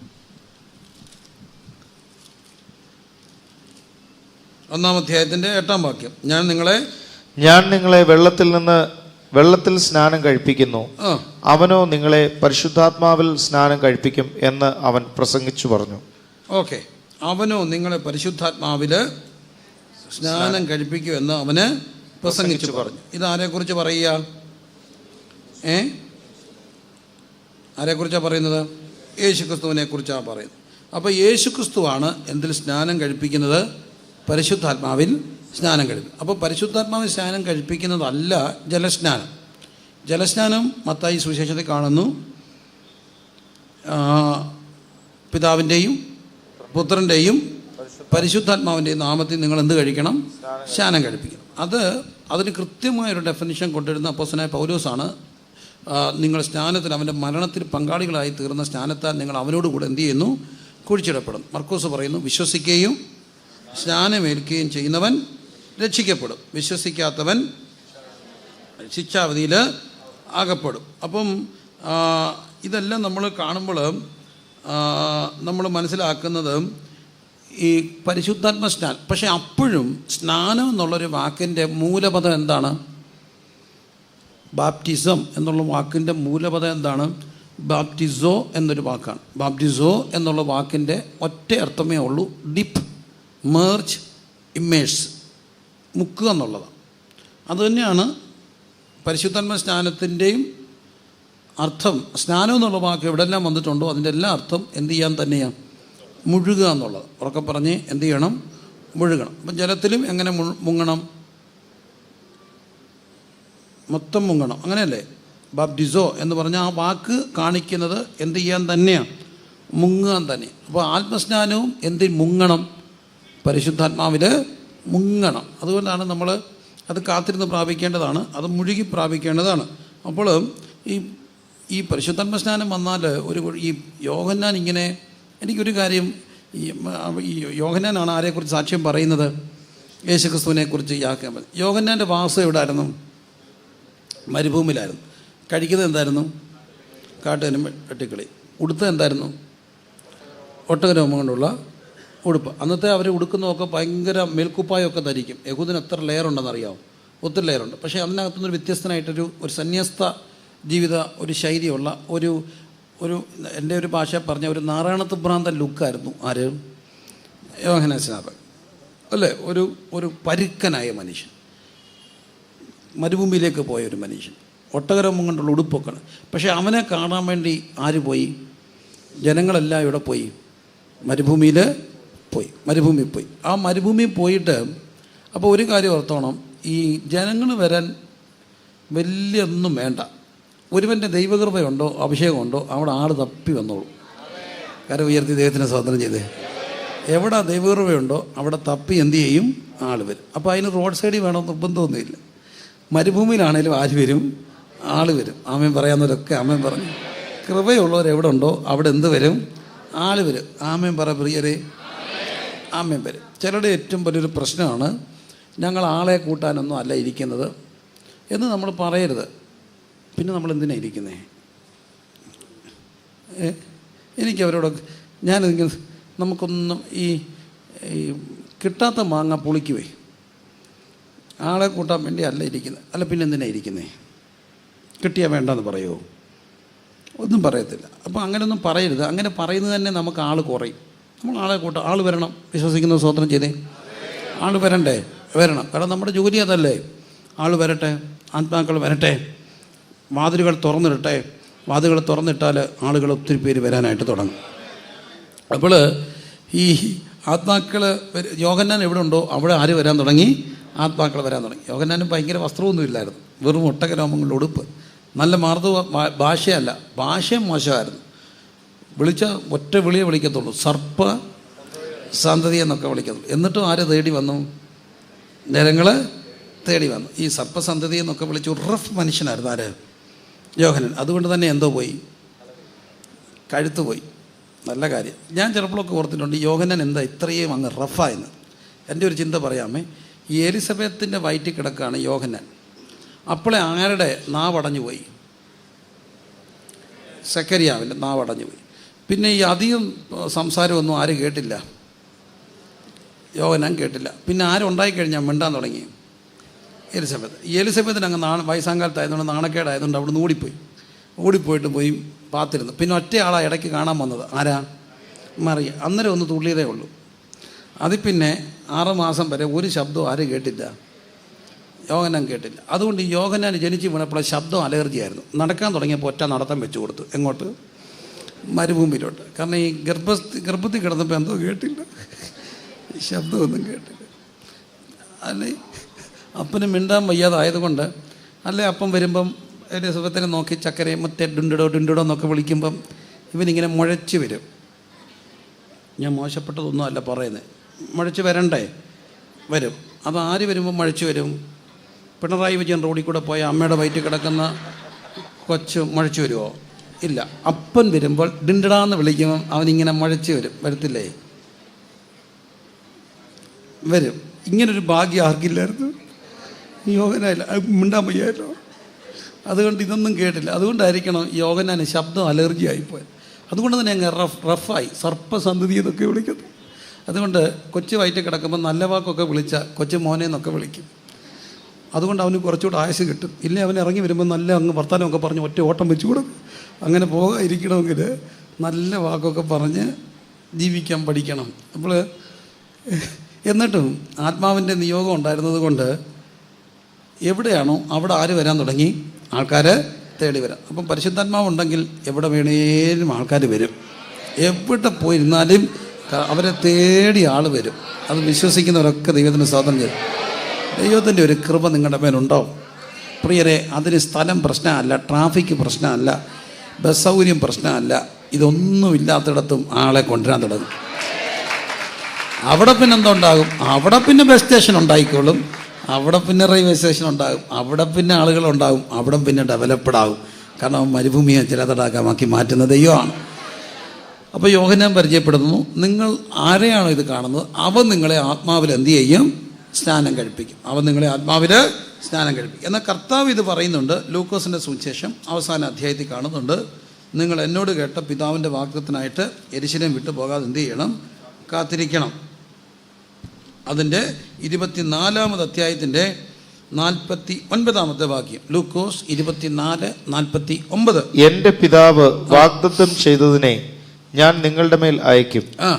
നിങ്ങളോ ഉയരത്തിൽ നിന്ന് ശക്തി ധരിക്കുവോളം നഗരത്തിൽ പാർപ്പീൻ എന്നും അവരോട് പറഞ്ഞു. എൻ്റെ പിതാവ് വാഗ്ദത്തം ചെയ്യുന്നത് ഞാൻ അയക്കും, നിങ്ങളോ ഉയരത്തിൽ നിന്ന് ശക്തി ലഭിക്കുവോളം എവിടെ പാർക്കണം? നഗരത്തിൽ പാർക്കണമെന്ന് ആര് പറഞ്ഞു? യേശു കർത്താവിനോട് പറഞ്ഞു. എന്നിട്ട് അവരെ കൂട്ടിക്കൊണ്ടുപോയി കൈ ഉയർത്തി അവരെ എന്ത് ചെയ്തു? അനുഗ്രഹിച്ചു. എന്നിട്ട് അവൻ അവരെ വിട്ടുപിരിഞ്ഞ് സ്വർഗാരോഹണം ചെയ്തു. അവർ സന്തോഷത്തോടെ യെരൂശലേമിലേക്ക് മടങ്ങിച്ചെന്നു. എന്നാൽ അപ്പോസ്തല പ്രവൃത്തിയിൽ അത് തുടരുകയാണ്. അപ്പോസ്തല പ്രവൃത്തിയിൽ വീണ്ടും ഈ കാര്യം എടുത്തു പറയുന്നുണ്ട്. അപ്പോസ്തല പ്രവൃത്തി 1-ാം അധ്യായത്തിൽ, അപ്പോസ്തല പ്രവൃത്തി 1-ാം അധ്യായത്തിൽ 4-ാം വാക്യം. അങ്ങനെ അവൻ അവരുമായി കൂടിയിരിക്കുമ്പോൾ അവരോട്, നിങ്ങൾ യെരൂശലേമിൽ നിന്ന് വാങ്ങിപ്പോകാതെ എന്നോട് കേട്ട പിതാവിന്റെ വാഗ്ദത്തത്തിനായി കാത്തിരിക്കണം. യോഹന്നാൻ വെള്ളം കൊണ്ട് സ്നാനം കഴിപ്പിച്ചു, നിങ്ങൾക്കോ ഇനി ഏറെ നാൾ കഴിയും മുമ്പേ പരിശുദ്ധാത്മാവ് കൊണ്ട് സ്നാനം ലഭിക്കും എന്ന് കൽപ്പിച്ചു. എനിക്ക് അവിടുത്തെ നിങ്ങൾ എന്നോട് കേട്ട പിതാവിന്റെ വാഗ്ദത്തത്തിനായിട്ട് എന്ത് ചെയ്യണം? കാത്തിരിക്കണം. ആ വാഗ്ദത്തം എന്താണെന്ന് നമ്മൾ കാണുന്നുണ്ട്. അതാണ് യോഹന്നാൻ 14 കാണുന്നു. ഞാൻ പോകുന്നത് നല്ലത്, ഞാൻ പോയാൽ സത്യത്തിൻ്റെ ആത്മാവ് എന്നൊരു കാര്യസ്ഥൻ എന്നേക്കും നിങ്ങളുടെ കൂടെയിരിക്കും. നമുക്കത് നോക്കാം. അപ്പോൾ അത് യോഹന്നാൻ 14 കാണുന്നു. എന്നിട്ട് പറയുന്നു, യോഹന്നാൻ വെള്ളം കൊണ്ട് സ്നാനം കഴിപ്പിച്ചു, നിങ്ങൾക്കോ ഇനി ഏറിയ നാൾ കഴിയും മുമ്പ് പരിശുദ്ധാത്മാവ് കൊണ്ട് എന്ത് കഴിപ്പിക്കും? സ്നാനം ലഭിക്കും എന്ന് കൽപ്പിച്ചു. ഞാനതിൻ്റെ മലയാളം പരിഭാഷ എടുത്തപ്പോൾ ഇംഗ്ലീഷിൽ ഹീ സെഡ് എന്നാണ്. എന്നാൽ which he said, you heard from me, for John baptized with water, but you will be baptized with the Holy Spirit not many days from now. അധികം താമസിയാതെ നിങ്ങൾ എന്നോട് കേട്ട വാഗ്ദത്തത്തിനായിട്ട് കാത്തിരിക്കണം. അപ്പം ദൈവം. എന്നാൽ മലയാളത്തിൽ എഴുതിയിരിക്കുന്നത് പരിശുദ്ധാത്മാവ് കൊണ്ട് സ്നാനം ലഭിക്കും എന്ന് കൽപ്പിച്ചു എന്ന് പറഞ്ഞു. എന്തെന്ന് ചെയ്തു? കൽപ്പിച്ചു. ഉറക്കെ പറഞ്ഞേ, കൽപ്പിച്ചു. ഒന്നുകൂടെ പറഞ്ഞേ, കൽപ്പിച്ചു. അപ്പോൾ ഈ പരിശുദ്ധാത്മ സ്നാനം ഓപ്ഷനാണോ കൽപ്പനയാണോ? കൽപ്പനയാണ്. വിശ്വസിക്കുന്നവരൊക്കെ എന്ന് ആമേൻ പറഞ്ഞേ, ആമേൻ പറയണം. അപ്പം പരിശുദ്ധാത്മ സ്നാനം ഓപ്ഷനല്ല. പരിശുദ്ധാത്മ സ്നാനം എന്താണ്? കൽപ്പനയാണ് എന്ന് കൽപ്പിച്ചു. അപ്പോൾ അവരെന്ത് ചെയ്തു? കൂടിയിരുന്നു. ഈ കൂടിയിരുന്നിടത്തേക്കാണ് എന്ത് വന്നത്? ദൈവത്തിൻ്റെ പരിശുദ്ധാത്മാവ് വന്നത്. എന്നോട് കേട്ട പിതാവിൻ്റെ വാഗ്ദത്തം യോഹന്നാൻ്റെ സുവിശേഷം 14-ാം അധ്യായത്തിൽ കർത്താവ് അതേ കാര്യം അവരോട് പറയുന്നുണ്ട്. ഒന്ന് നോക്കിയിട്ട്, എങ്കിലും പിതാവ് എന്റെ നാമത്തിൽ അയപ്പാനുള്ള പരിശുദ്ധാത്മാവ് എന്ന കാര്യസ്ഥൻ നിങ്ങൾക്ക് സകലവും ഉപദേശിച്ചു തരികയും ഞാൻ നിങ്ങളോട് പറഞ്ഞതൊക്കെയും നിങ്ങളെ ഓർമ്മപ്പെടുത്തുകയും ചെയ്യും. ഞാൻ നിങ്ങളോട് പറഞ്ഞതൊക്കെയും നിങ്ങളെ ഓർമ്മപ്പെടുത്തുകയും ചെയ്യും. ഒന്നുകൂടെ നോക്കുമ്പോൾ, ഞാൻ നിങ്ങളോട് പറഞ്ഞതൊക്കെയും അവൻ നിങ്ങളെ എന്ത് ചെയ്യും? ഓർമ്മപ്പെടുത്തുകയും ചെയ്യും. പരിശുദ്ധാത്മാവ് എന്ന കാര്യസ്ഥൻ നിങ്ങൾക്ക് സകലവും എന്ത് തരും? ഉപദേശിച്ചു തരും. 2, അവൻ നിങ്ങളെ എന്ത് ചെയ്യും? ഓർമ്മപ്പെടുത്തും. ഞാൻ ഈ ദിവസങ്ങളിലൊക്കെ മക്കളോട് പറയുന്ന ഒരു കാര്യമുണ്ട്. എല്ലാ മക്കളുടെയും ഇപ്പോഴത്തെ ഒരു ഭയങ്കര ടെൻഷനാണ്. ഇപ്പോൾ ഈ മാർച്ചായി, ഇപ്പോൾ ഫെബ്രുവരി മാർച്ച് എന്താ തുടങ്ങുക? പരീക്ഷ. പിള്ളേരുടെ ഏറ്റവും വലിയ കംപ്ലൈൻറ്റ് എന്താ? പഠിച്ച് ഒന്നും എന്ത് ചെയ്യുന്നില്ല, ഓർക്കുന്നില്ല. അപ്പോൾ പരിശുദ്ധാത്മാവിനെ കൂടെ പിടിച്ചാൽ, പരിശുദ്ധാത്മാവ് അവിടെ പറയുന്നത് ഞാൻ നിങ്ങളോട് കൽപ്പിച്ചതാണ്. പക്ഷെ പരിശുദ്ധാത്മാവ് ഉണ്ടോ എന്തോ വരും, ഓർമ്മപ്പെടുത്തിക്കൊണ്ടിരിക്കും. ആമേൻ പറയാന്നവരൊക്കെ ആമേൻ പറഞ്ഞു. അപ്പം കുഞ്ഞുങ്ങളോടൊക്കെ പറഞ്ഞു കൊടുക്കണം. കുഞ്ഞുങ്ങളെ ദൈവത്തിൻ്റെ പരിശുദ്ധാത്മാവിനെ പ്രാപിക്കണം. എന്നിട്ട് പരിശുദ്ധാത്മാവിനോട് പറയണം, എൻ്റെ കൂടിയിരിക്കാൻ പറയണം. പരിശുദ്ധാത്മാവ് കൂടിയിരുന്നാൽ നിങ്ങൾക്ക് എന്തോ കിട്ടും? ഓർമ്മ കിട്ടും. ഉറക്കെ പറഞ്ഞേ, എന്തോ കിട്ടും? ഉറക്കെ പറ. നമ്മൾ പലപ്പോഴും പറയുന്നൊരു കാര്യമുണ്ട്, പ്രായമായി ഇച്ചിരി ഓർമ്മ കുറവാണ്. അങ്ങനെ പറയരുത്. നീതിമാൻ്റെ ഓർമ്മ അനുഗ്രഹിക്കപ്പെട്ടതാണ്. നീതിമാൻ്റെ ഓർമ്മ എപ്പോഴും ഓർമ്മയില്ലെന്ന് പറഞ്ഞാൽ എന്തൂടെ പോകും? ഉള്ള ഓർമ്മയുടെ പോകും. പോകത്തില്ലേ? ഉള്ള ഓർമ്മയുടെ പോകും. ഓർത്താലേ നമുക്ക് സ്തോത്രം. ആരാധിക്കുന്നത് എന്ത് ചെയ്യുന്നതുകൊണ്ടാണ്? ഓർമ്മയുള്ളത് കൊണ്ടാണ്. കൈയടിക്കുന്നത് എന്ത് ചെയ്യുന്നതുകൊണ്ടാണ്? ഓർമ്മയുള്ളത് കൊണ്ടാണ്. കരയുന്നത് എന്തുകൊണ്ടാണ്? ഓർമ്മയുള്ളത് കൊണ്ടാണ്. ഓർമ്മയില്ലാത്തവൻ കരയുമോ? ഇല്ല. ഓർമ്മയില്ലാത്തവനെ കൈയടിക്കാൻ ഒക്കുമോ? ഇല്ല. അപ്പോൾ ആരാണ് ആരാധനയ്ക്ക് വന്നിട്ട് കയ്യും കെട്ടിയിട്ട് നിൽക്കുന്നത്? അൽഷേമീസ് പിടിച്ചവനാണ്. അൽഷേമീസ് ആയതുകൊണ്ടാണ് കയ്യും കെട്ടി നിൽക്കുന്നത്. അവൻ അൽഷേമീസാണ്, ഓർമ്മയില്ല. പക്ഷെ ഞാൻ കയ്യും കെട്ടി നിൽക്കത്തില്ല. കാരണം എനിക്ക് 1000 കാര്യം ഓർക്കാനുണ്ട്. 1000 കാര്യം ഓർക്കാനുള്ളവന് പ്രിയരെ, അവൻ ആരാധിക്കാൻ വന്ന ഭയങ്കരമായിട്ട് ദൈവസന്ധി കരയും, ദൈവസന്ധി പ്രാർത്ഥിക്കും, ദൈവത്തെ ആരാധിക്കും. കരങ്ങളടിച്ച് എല്ലാവരും ഇന്ന് പകല് ദൈവത്തെ ഒന്ന് സ്തുതിച്ച്.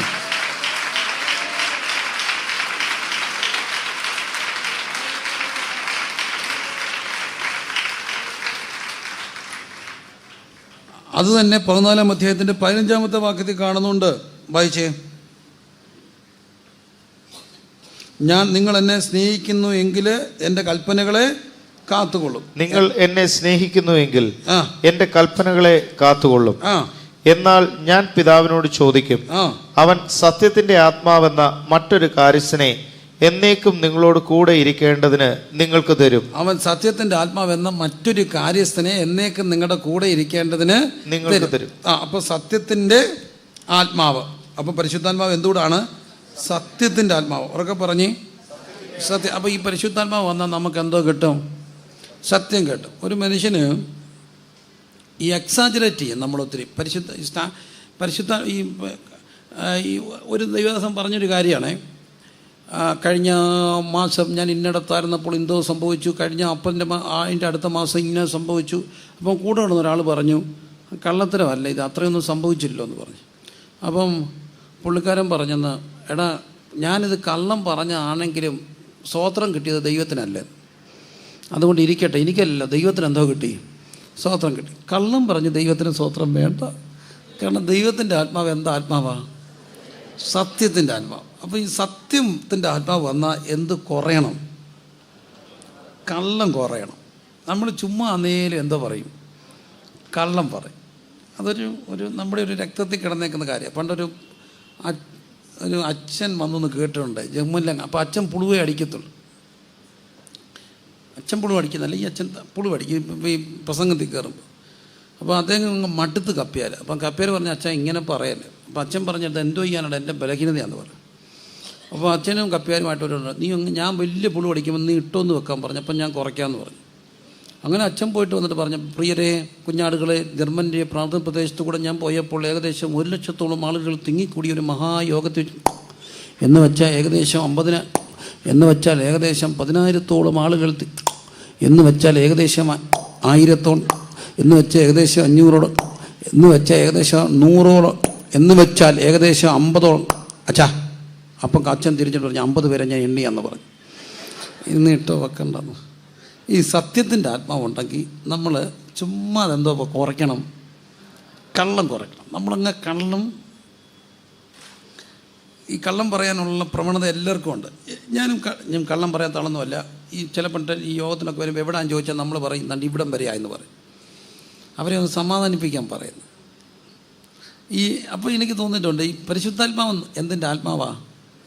സത്യത്തിൻ്റെ ആത്മാവ്. ഈ സത്യത്തിൻ്റെ ആത്മാവ് നമ്മുടെ എവിടെ ഇരിപ്പുണ്ട്? ആത്മാവ് വസിക്കുന്ന എവിടാ? ഉള്ളിലാണ്. അപ്പം നമ്മൾ ഈ കള്ളം പറയുമ്പോൾ ആര് ഞെരുങ്ങും? കാരണം ഈ പരിശുദ്ധാത്മാവ് എന്താ ആത്മാവാ? സത്യത്തിൻ്റെ ആത്മാവ്. അതുകൊണ്ട് നിവൃത്തിയുള്ളിടത്തോളം എന്തോ പറയരുത്, കള്ളം പറയരുത്. കൊച്ചിനെ കൊണ്ട് ഫോൺ എടുപ്പിച്ചിട്ട് പറയാണ്, പപ്പ ഇവിടെ ഇല്ലെന്ന് പറഞ്ഞേക്കാൻ. എന്തോ പറയും? 2 അപകടമാണ്. ഒരാൾ വന്ന് പൈസ ചോദിച്ചു, എൻ്റെ 10 പൈസയില്ല. അപ്പോഴും എന്തോ ഇരിപ്പുണ്ട്, പൈസ ഇഷ്ടം പോലെ ഇരിപ്പുണ്ട്. അപ്പോൾ ആര് ഞരങ്ങും? പരിശുദ്ധാത്മാവ്. ഇനി വേറെ അപകടമുണ്ട്. എൻ്റെ ഒപ്പ പറയുന്നൊരു മറുപടിയാണ്, എൻ്റെ പൈസയുണ്ട് മോനെ, പക്ഷെ നിനക്ക് തരാനില്ലെന്ന്. അപ്പോൾ അതിനകത്ത് വേറെ പ്രശ്നമുണ്ട്. അപ്പം മുറി വെക്കും. കള്ളം പറയാനും ഒക്കത്തില്ല ആകെ. പക്ഷെ ഒരു കാര്യം അങ്ങ് പ്രാർത്ഥിക്കുക, ദൈവമേ കള്ളം പറയാതിരിക്കാനുള്ളൊരു കൃപ ചോദിക്കണം. കാരണം ഈ ആത്മാവ് എന്താ ആത്മാവാണ്? സത്യത്തിൻ്റെ ആത്മാവ്. ഞാൻ കള്ളം പറയാത്ത ഒരാളായിട്ടല്ല പറയുന്നത് കേട്ടോ. നമ്മളൊക്കെ എവിടെയെങ്കിലുമൊക്കെ കൊച്ചു കള്ളങ്ങളൊക്കെ പറഞ്ഞു പോകും. അത് നമ്മുടെ ജീവിതത്തിൻ്റെ അങ്ങ് ഭാഗമാകും. പക്ഷെ അപ്പോഴെല്ലാം ആര് ഞരങ്ങും? പരിശുദ്ധാത്മാവ് ഞരങ്ങും. ഈ ഞരങ്ങി കുറേ കഴിയുമ്പോൾ, അപ്പോൾ ആദ്യമൊക്കെ ഈ ഞരക്കിൻ്റെ ശബ്ദം നമുക്ക് കേൾക്കും, കുറ്റബോധമൊക്കെ തോന്നും. കുറ്റബോധമല്ല, പാപബോധം തോന്നും. പക്ഷേ നമ്മളതിനെ അതിജീവിച്ച് കള്ളം പറയാൻ തുടങ്ങിയാൽ ഇത് പിന്നെ നമ്മുടെ ജീവിതത്തിൻ്റെ ഭാഗമാകും. പിന്നെ നമ്മൾ എത്ര കള്ളം പറഞ്ഞാലും നമുക്കൊരു മനസാക്ഷി കുത്തലും ഉണ്ടാകത്തില്ല. അത് നമ്മുടെ ജീവിതത്തിൻ്റെ ഭാഗമാകും. അപ്പോൾ ദൈവാത്മാവ് പ്രാപിച്ചു കഴിഞ്ഞാൽ നമ്മുടെ പഴയ സ്വഭാവത്തിന് വ്യത്യാസം പെടും. എന്തോ പറയരുത്, കള്ളം പറയരുത്. കാരണം ഈ ആത്മാവ് എന്താ ആത്മാവാണ്? സത്യത്തിൻ്റെ ആത്മാവ്. അങ്ങനെ ആഗ്രഹിക്കുന്നവരൊക്കെ ഒന്ന് പ്രാർത്ഥിച്ച് ചെറിയ കാര്യത്തിന് പോലും എന്ത് പറയാതിരിക്കുക, കള്ളം പറയാതിരിക്കാൻ പ്രാർത്ഥിച്ച് കള്ളം പറയരുത്. ആത്മാർത്ഥമായിട്ട് ദൈവത്തോട് പ്രാർത്ഥിക്കണേ. കഥ പറയുന്നതിന് കുഴപ്പമില്ല. ഞാൻ കഥകൾ പറയുന്നവനാണ്. കഥകൾ പറയണം, പക്ഷേ എന്തോ കഥയായിട്ട് പറയണം. പക്ഷേ എന്തോ പറയരുത്, കള്ളം പറയരുത്. ആത്മാർത്ഥമായിട്ട് പ്രാർത്ഥിച്ച് കർത്താവേ കള്ളം അങ്ങനെ ആഗ്രഹിക്കുന്നു. കള്ളം പറയാത്ത ആരും കൈ പൊക്കണ്ട കേട്ടോ. പക്ഷെ ഞാൻ പോയി പൊക്കാം, കാരണം ഞാൻ എന്ത് പറയുന്നവനാ? കള്ളം പറയും. അതിന് ഞാൻ എന്നെ തന്നെ ന്യായീകരിക്കുമായിരുന്നു. To avoid a greater evil we are doing a lesser evil. ഒരു കള്ളം പറഞ്ഞുകൊണ്ട് ഒരാൾക്കൊരു സമാധാനം ഉണ്ടാകുന്നെങ്കിൽ ഉണ്ടാകട്ടെ. എന്തുകൊണ്ട് പാസ്റ്ററെ വിശേഷം? എൻ്റെ പൊന്നുമനെ, ഇപ്പം ഞാൻ നിന്നെ ഓർത്തതേ ഉള്ളൂ. ഇപ്പം ഓർത്തേ ഉള്ളൂ. സത്യമായിരിക്കാം എന്ന് പലപ്പോഴും എന്താണ്? കള്ളമാണ്. പ്രാർത്ഥിച്ചായിരുന്നു, പിന്നെ ഞങ്ങൾ പ്രാർത്ഥിച്ചായിരുന്നു. സത്യമല്ലേ കർത്താവേ? പ്രാർത്ഥന ആവശ്യപ്പെട്ട എല്ലാവരെയും ദൈവകരങ്ങളിലേക്ക് ഉയർത്തി പ്രാർത്ഥിക്കുന്നു. അപ്പോൾ നമ്മൾ കള്ളം പറഞ്ഞോ? ഇല്ല. പക്ഷെ കള്ളമാണോ? സത്യമാണോ? അല്ല. സത്യമാണോ? അല്ല. കഴിവതും എന്ത് പറയരുത്, കള്ളം പറയരുത്. പ്രാർത്ഥിച്ച് നമുക്കൊന്ന് പ്രാർത്ഥിക്കാം. പരിശുദ്ധാത്മാവ് എന്തിൻ്റെ ആത്മാവാ? സത്യത്തിൻ്റെ ആത്മാവ്. ഈ സത്യത്തിൻ്റെ ആത്മാവ് അകത്തിരുന്നുകൊണ്ട് ഞരങ്ങാനിടയാകാൻ. വലിയ പാപമൊന്നുമല്ല നമ്മൾ ഈ ചെയ്യുന്നത് എന്ന് നമുക്കങ്ങ് തോന്നില്ല. പക്ഷേ ദൈവത്തിൻ്റെ ആത്മാവ് എന്താ ആത്മാവാ? സത്യത്തിൻ്റെ ആത്മാവായതുകൊണ്ട് കള്ളം കേൾക്കുമ്പോൾ അങ്ങ് ഞരക്കം ഉണ്ടാകും. കാരണം പരിശുദ്ധാത്മാവിന് എന്ത് പറയാൻ ഒക്കത്തില്ല, കള്ളം പറയാൻ ഒക്കത്തില്ല. അതുകൊണ്ട് നിങ്ങളെല്ലാം ലീഡേഴ്സല്ലേ, സ്റ്റേജിൽ നിന്ന് പോലും കള്ളം പറയാതെ മാക്സിമം സൂക്ഷിക്കുക. കഥ പറയാം, പക്ഷേ കഥയാണെന്നും പറഞ്ഞുകൊണ്ട് എന്ത് ചെയ്യണം? പറയണം. Once upon a time there was a man. അത് പക്ഷേ അത് കലാകാരൻ്റെ ഒരു ബോധ്യമാണ്. അത് കഥയല്ലാതാക്കി പറയുന്നത് ഒരു കലയുടെ ഭാഗം കൂടാണ്. പക്ഷെ കഥയായിരിക്കണം. നിവൃത്തിയുള്ളത്തോളം എന്തോ പറയരുത്, കള്ളം പറയരുത്. ആത്മാർത്ഥമായി പ്രാർത്ഥിക്കാൻ ആഗ്രഹിക്കുന്നവരൊക്കെ കർത്താവിനോടൊന്ന് പ്രാർത്ഥിച്ച്, കർത്താവേ കള്ളം പറയാം. ഞാൻ പറഞ്ഞു നിങ്ങൾ വലിയ കള്ളന്മാരാണെന്നല്ല, നമ്മളാരെയും വലിയ കള്ളന്മാരും മോട്ടുകളൊന്നും അല്ല. പക്ഷെ നമ്മൾ തമാശയ്ക്ക് അന്നേരം എന്ത് പറയും? കള്ളം പറയും. ഒരു കാര്യമില്ലാതെ കള്ളം പറയും. അതൊരു കൂടപ്പുറപ്പാവും. എൻ്റെ ഒരു സുഹൃത്തുണ്ടായിരുന്നേ, ഞാൻ പുള്ളിയെ ഈ റാന്നി നിൽക്കുകയാണെങ്കിലും മക്കളെ എവിടെയാണെന്ന് ചോദിച്ചാൽ പുള്ളി പറയും ഞാനിപ്പോൾ തേനി കയറ്റം കയറിക്കൊണ്ടിരിക്കുകയെന്ന് പറയും. ഞാനൊരു വട്ടം പുള്ളിയെ കണ്ടുകൊണ്ട് മാറി എന്ന് വിളിച്ചു, എടാ നീ എവിടാ? അതെ ഞാനിപ്പോൾ കമ്പത്തൂന്ന് അങ്ങോട്ട് പൊക്കോണ്ടിരിക്കുകയാണ്. ഞാനിവനെ കണ്ടുകൊണ്ടിരിക്കുക. എനിക്കങ്ങ് സങ്കടം തോന്നി. പിന്നെ ഞാൻ ഓർത്ത് അവനെ അധികം കരയിപ്പിക്കേണ്ട, അത് നേച്ചറാണ്. ഈ സ്വഭാവം വന്നാൽ എന്ത് പറഞ്ഞുകൊണ്ടേയിരിക്കും, കള്ളം പറഞ്ഞോണ്ടേ. അത് നമ്മുടെ രക്തത്തിൽ കിടപ്പുണ്ട്. അത് പരിശുദ്ധാത്മാവ് വരുമ്പം ഈ സ്വഭാവം ഒന്ന് മാറണ്ടേ. പ്രാർത്ഥിച്ചേ കള്ളം പറയാതിരിക്കാൻ ആൾക്ക്, കള്ളം പറയാതിരിക്കുകയാണ്. കള്ളം പറയാതിരിക്കാൻ ആത്മാർത്ഥമായിട്ട് പ്രാർത്ഥിച്ച്, യേശുവേ കള്ളത്തരത്തിൽ നിന്ന് വിടുവിക്കണമെന്ന് പ്രാർത്ഥിച്ച്.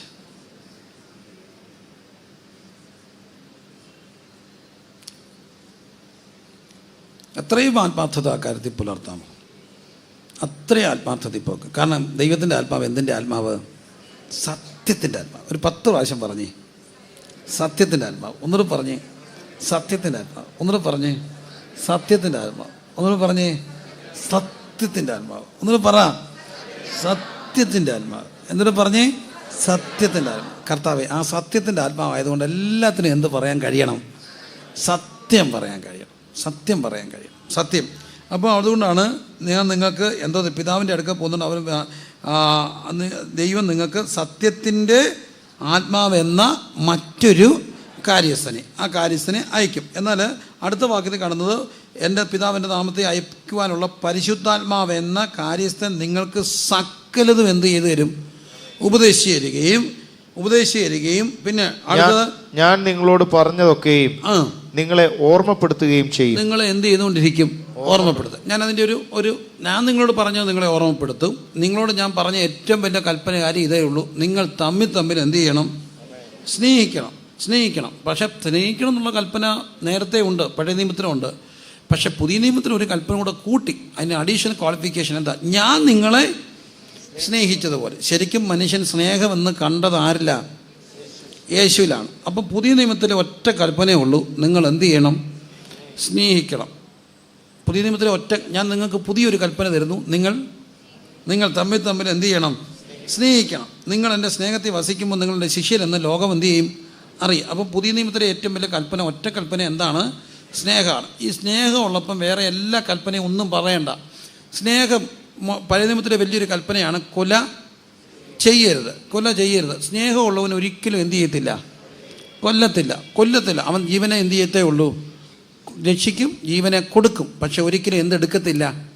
ജീവൻ എടുക്കത്തില്ല. അപ്പോൾ അവനോട് എന്തോ ചെയ്യണമെന്ന് പറയണ്ട, കൊല്ലണ്ടെന്ന് പറയണ്ട. ഇനി വേറൊരു വലിയ കൽപ്പനയാണ്, പുതിയ നിയമത്തിലും പഴയ നിയമത്തിലും എല്ലാം, വ്യഭിചാരം ചെയ്യരുത്. വ്യഭിചാരത്തിന് പുതിയൊരു വേർഷനാണ് കർത്താവ് കൊടുത്തത്. നിങ്ങൾ സ്ത്രീ മോഹിക്കേണ്ടത് നോക്കരുത്. നോക്കിയാൽ നിങ്ങൾ എന്ത് ചെയ്തു പോയി? വ്യഭിചാരം ചെയ്തു പോയി. അത്ര കർശനമായിട്ട് പറയുമ്പോൾ അതൊരൊറ്റ ഭാഗത്തെ അത് നടക്കത്തുള്ളൂ. ഭാര്യയോട് നല്ല സ്നേഹം, തികഞ്ഞും ആത്മാർത്ഥമായി ഭാര്യയോട് സ്നേഹമുള്ളവൻ 100% എന്ത് ചെയ്യത്തില്ല? വ്യഭിചാരം ചെയ്യത്തില്ല. ഞാൻ വിശ്വസിക്കുന്നു, ഭാര്യയോട് ആത്മാർത്ഥമായി സ്നേഹമുള്ളവന് വ്യഭിചാരം ചെയ്യാനൊക്കെ ഒക്കത്തില്ല. ഭർത്താവിനോട് ആത്മാർത്ഥമായ സ്നേഹമുള്ള ഒരു സ്ത്രീക്കും, ഭർത്താവ് 50 വർഷം ഗൾഫിലായിക്കോട്ടെ, എന്തോ ചെയ്യത്തില്ല? വ്യഭിചാരം ചെയ്യത്തില്ല. ഒറ്റ കാര്യം കൊണ്ടാണ് വ്യഭിചാരം ചെയ്യുന്നത്. എന്ത് കുറയുമ്പോഴാണ്? സ്നേഹം കുറയണം. അപ്പോൾ സ്നേഹം ഉണ്ടെങ്കിൽ വ്യഭിചാരം ഉണ്ടോ? ഇല്ല. സ്നേഹം ഉണ്ടെങ്കിൽ മോഷ്ടിക്കുമോ? ഇല്ല. സ്നേഹം എടുക്കുന്നതാണോ കൊടുക്കുന്നതാണോ? കൊടുക്കുന്ന. സ്നേഹം ഉണ്ടെങ്കിൽ നിങ്ങൾ ഉള്ളതുകൂടെ എന്ത് ചെയ്തിട്ട് പോകും? കൊടുത്തിട്ട് പോകും. അപ്പോൾ അവരോട് എന്ത് ചെയ്യേണ്ടെന്ന് പറയണ്ട, മോഷ്ടിക്കേണ്ടെന്ന് പറയണ്ട. അപ്പോൾ ഒറ്റ കൽപ്പനയ്ക്കകത്ത് എല്ലാം അടങ്ങുന്ന ഒരൊറ്റ കൽപ്പനയേ ഉള്ളൂ, അതാണ് സ്നേഹം എന്ന കൽപ്പന. എത്ര പേര് കർത്താവിനോട് പ്രാർത്ഥിക്കും, കർത്താവേ ആ കൽപ്പന ഓർമ്മിപ്പിച്ചുകൊണ്ടിരിക്കും. ആര്? പരിശുദ്ധാത്മാവ്. അപ്പോൾ പരിശുദ്ധാത്മാവ് നിങ്ങളോട്, ശരിക്കും പരിശുദ്ധാത്മാവ് എപ്പോഴും പറയാനുള്ളത്, എൻ്റെ പിതാവ് പറഞ്ഞതെല്ലാം എന്ത് ചെയ്യും? ഞാൻ നിങ്ങളോട് കൽപ്പിച്ചതൊക്കെ നിങ്ങൾക്ക് തരുന്ന, അങ്ങനെയൊക്കെ ഞാൻ നിങ്ങളോട് പറഞ്ഞതൊക്കെയും നിങ്ങളോട് ഓർമ്മിപ്പിച്ചുകൊണ്ടിരിക്കും. ഞാൻ നിങ്ങളോട് പറഞ്ഞ ഒറ്റ കാര്യമുള്ളൂ, 15:12. ഞാൻ നിങ്ങളെ സ്നേഹിച്ചിരിക്കുന്ന പോലെ നിങ്ങളും തമ്മിൽ സ്നേഹിക്കണം എന്നാകുന്നു എൻ്റെ കൽപ്പന. അപ്പോൾ എൻ്റെ കൽപ്പന, ഒറ്റ കൽപ്പന കർത്താവ് പറഞ്ഞു പുതിയ നിയമത്തിൽ, എല്ലാം കൂടെ കാച്ചിക്കുറിക്കുക ഒറ്റ കൽപ്പന, നിങ്ങൾ തമ്മിൽ എന്ത് ചെയ്യണം? സ്നേഹിക്കണം. അപ്പോൾ ഈ പരിശുദ്ധാത്മാവ് നമ്മളെ ഓർമ്മിപ്പിച്ചുകൊണ്ടിരിക്കുന്നത് എന്താണ്? സ്നേഹിക്കണം. എന്ത് ചെയ്യാൻ സ്നേഹമുള്ളവനപ്പം എന്തോ ചെയ്യത്തില്ല? പിണങ്ങത്തില്ല. അപ്പോൾ ഈ പിണക്കമുള്ളവർക്ക് എന്തോ ഇല്ല? സ്നേഹമില്ല. അവരിൽ എന്തോ ഇല്ല? പരിശുദ്ധാത്മാവില്ല. പരിശുദ്ധാത്മാവുള്ളവർക്ക് എന്ത് ചെയ്യാനൊക്കത്തില്ല? പിണങ്ങിയിരിക്കാനൊക്കത്തില്ല. അപ്പം ഭാര്യയും ഭർത്താവും കൂടെ പിണങ്ങി ഇങ്ങനെ ഇരുന്നിട്ട്, ചെല്ലൊന്നോട് പറഞ്ഞിട്ടുണ്ട്, ആ പിണങ്ങിയൊക്കെ ഇരിക്കുമ്പോഴായിരിക്കും അങ്ങോട്ട് കരഞ്ഞ് പ്രാർത്ഥിക്കാനുള്ള ഒരു നിയോഗം വരുന്നത്. അപ്പോൾ ഇച്ചിരി അങ്ങ് സങ്കടം കൂടുമ്പം കുറേ നേരം പ്രാർത്ഥിക്കുക. ഇയാൾ എന്നെ സ്നേഹിച്ചാൽ എനിക്കങ്ങോട്ട് പ്രാർത്ഥനയൊക്കെ അങ്ങ് കുറഞ്ഞു പോകും. ഇങ്ങനൊന്നും നമ്മൾ ചുമ്മാ ഫിലോസഫി കണ്ടെത്തരുത്. ഒറ്റ വഴിയേ ഉള്ളൂ, പരിശുദ്ധാത്മാവ് ഓർമ്മിപ്പിക്കും. ഞാൻ നിങ്ങളോട് പറഞ്ഞത് എന്ത് ചെയ്യണമെന്നാണ്? സ്നേഹിക്കണം. അപ്പോൾ ശരിയായ ഒരു പരിശുദ്ധാത്മാവ് ഉള്ളിൽ വന്നാൽ എപ്പോഴും ഓർമ്മിപ്പിക്കുന്നത് എന്താ? കുറച്ചുകൂടെ എന്ത് ചെയ്യണം? സ്നേഹിക്കണം. ഒന്ന് പറഞ്ഞേ, സ്നേഹിക്കണം. പരിശുദ്ധാത്മാവേ, സ്നേഹം കുറയുമ്പോഴെല്ലാം അങ്ങനെ ഓർമ്മിപ്പിക്കുക, കുറച്ചുകൂടെ സ്നേഹിക്കണം. അങ്ങനെ ആഗ്രഹിക്കുന്നവരൊന്ന് പ്രാർത്ഥിച്ചേ, കർത്താവേ പരിശുദ്ധാത്മാവേ എന്നെ ഒന്ന് ഓർപ്പിക്കുക, എന്തോ ചെയ്യണം? സ്നേഹിക്കണം. അപ്പോൾ പരിശുദ്ധാത്മാവ് ഞാൻ നിങ്ങളോട് പറഞ്ഞതൊക്കെ എന്ത് ചെയ്തുകൊണ്ടിരിക്കും? ഓർപ്പിച്ചുകൊണ്ടിരിക്കും. സ്നേഹിക്കണം, പിണങ്ങിയിരിക്കരുത്.